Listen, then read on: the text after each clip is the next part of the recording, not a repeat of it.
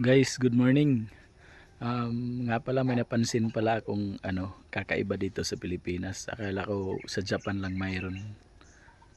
Mayroon po daw dito sa sa atin sa Pinas po.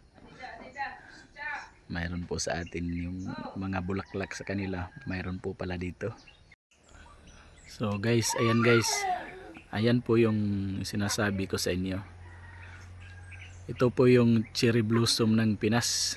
Ayan. Yan, mayroon po palang cherry blossom dito. Yan. Alam nyo, dito lang sa sa, sa bahay ng mga magulang ko mayroon. Wala to sa inyo. Ayan. Ayan yung cherry blossom sa amin. Buti nga nakapagtanim yung tatay ko nito. Nakapunta kasi ng Japan kaya ayan, nakakuha ng similya guys. Ayan.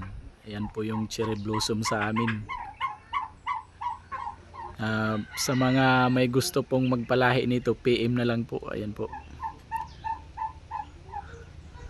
Kala ko lansunis lang yung pwedeng itanim dito. Ayan guys.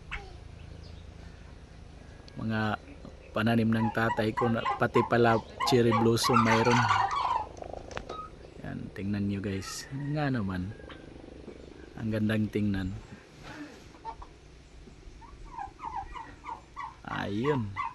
Sige po, thank you po sa panonood guys. At good morning.